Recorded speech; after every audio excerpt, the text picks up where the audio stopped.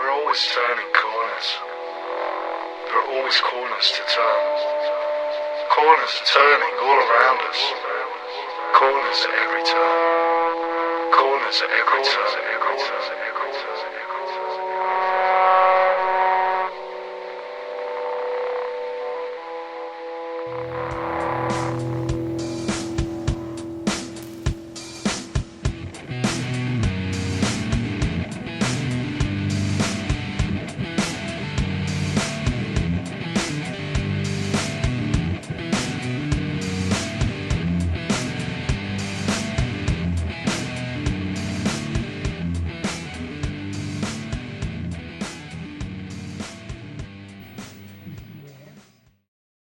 This will take the form of a slideshow with a few video and audio clips and essentially a sharing of my memories, experiences and reflections.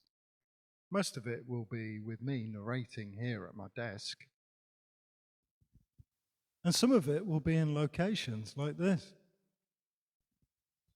Or this. I'll cover the humble highs and relative lows. There'll be plenty of personal pictures, a quota of classic quotations, a cluster of contextual cultural references, a touch of teaching and learning, and a sprinkling of sports therapy theory. There might even be a modicum of my music and some pieces of my poetry. By the end of the session, you'll know a bit more about me and maybe a bit more about some of the fields in which we as therapists operate, I hope. It's just one career path or story, and it's kind of an autobiography. Everything is relative, and I appreciate that my story may not be particularly impressive to some of you, and I've got no problem with that. I spent a couple of months working on this, and because I do have a tendency to prepare too much, I worked to cut out quite a bit. So I hope that helps, and I'll do my best to try and power through it. But please remember, obviously, in this day and age, please, you can pause, jump ahead, speed it up. You can flick through the thumbnails to the bits that you want to watch. You could skim through the transcript, or just listen to the audio. You could also revisit any of it at any time, in any place you want. Or not, of course. Blimey, it's on YouTube.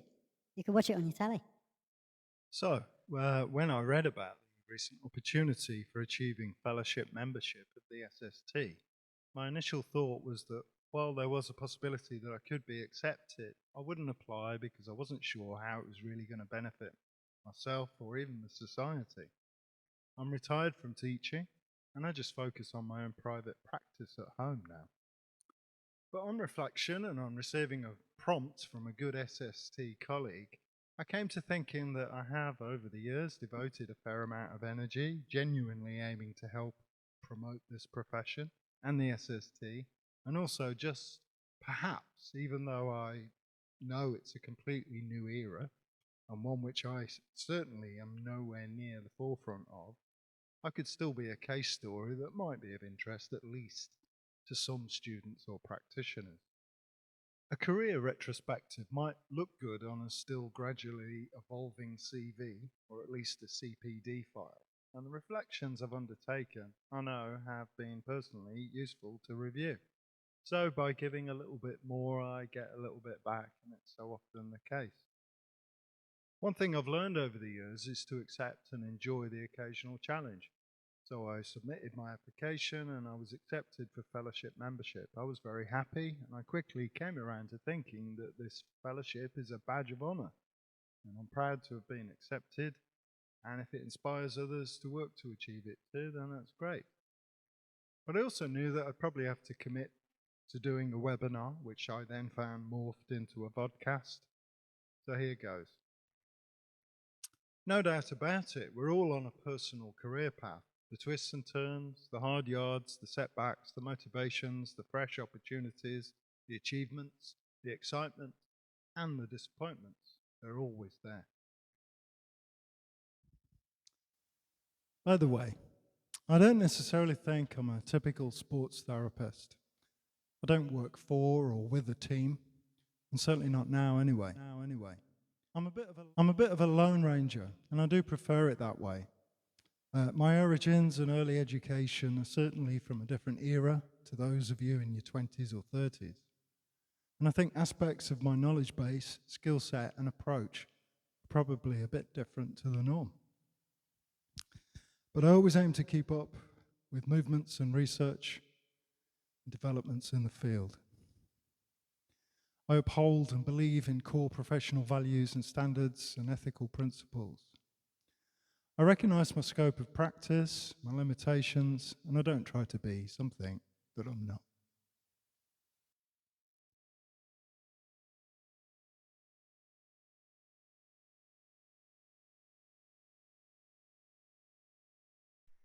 Where I am typical is when dealing with fresh injury and musculoskeletal conditions in my private practice. There'll always be a detailed subjective history-taking assessment and an objective physical examination.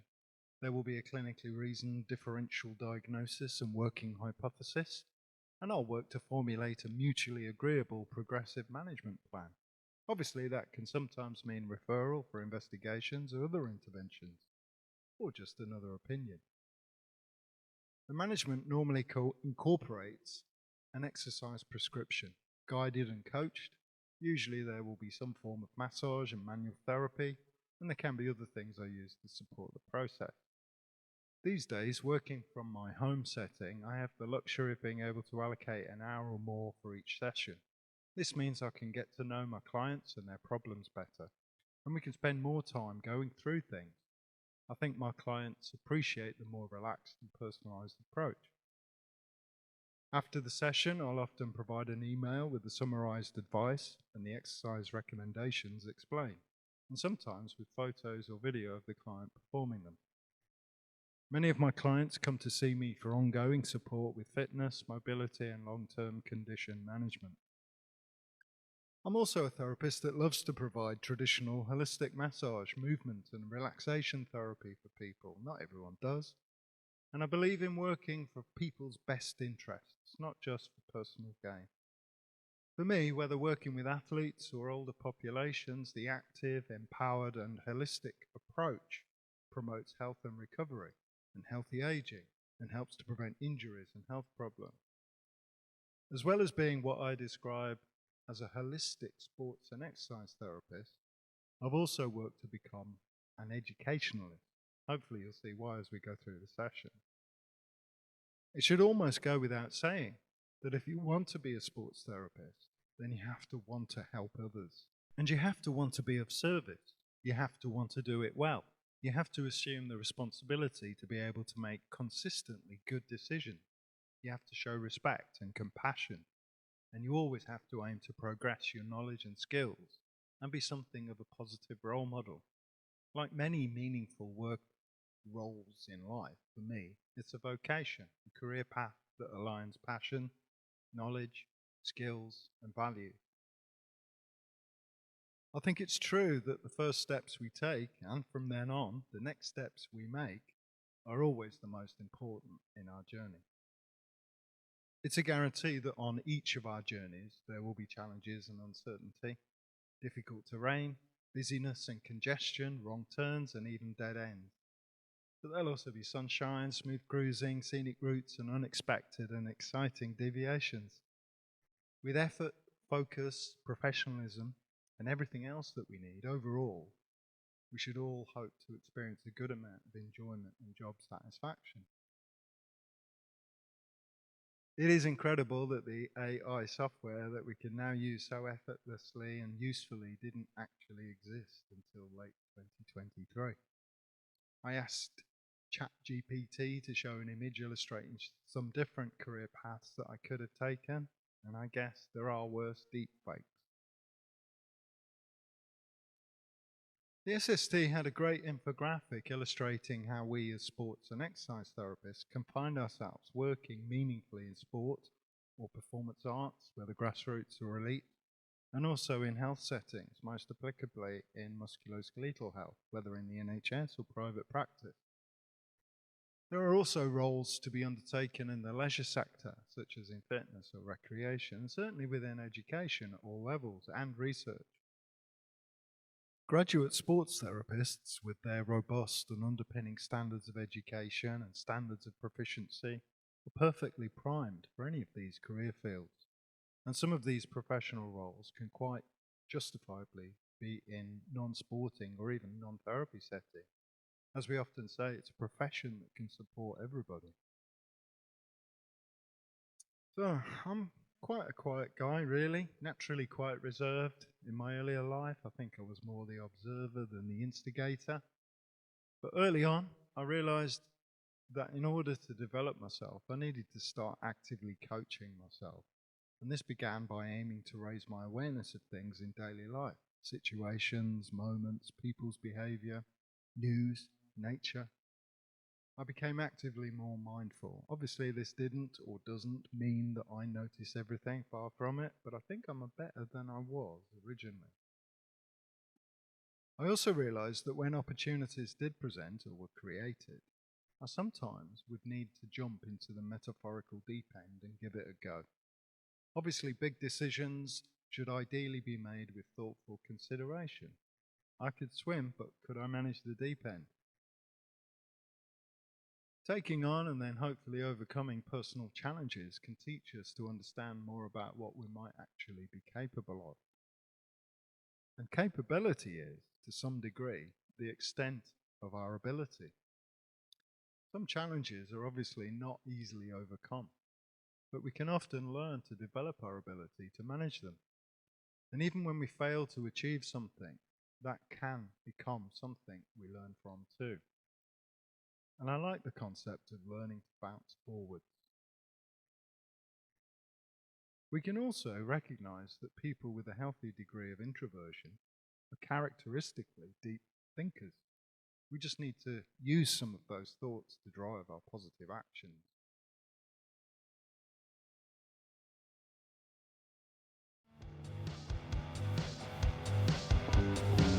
An essential reminder of just what was happening, generating rhythmical grooves,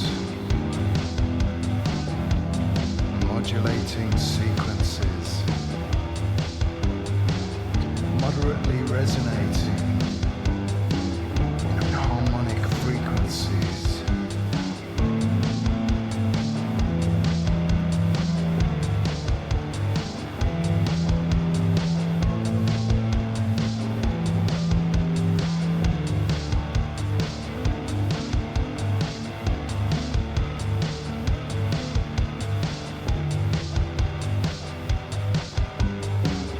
Vibrational simplicity, irational symmetry, vibrational simplicity, irational symmetry, multiple rhythmical groove, modulating sequences, repeating frequencies with sequence deficiency, repeatedly modulating proposals of proficiency in repetitive dependency, a tendency for ascendancy with a certain sentence of urgency.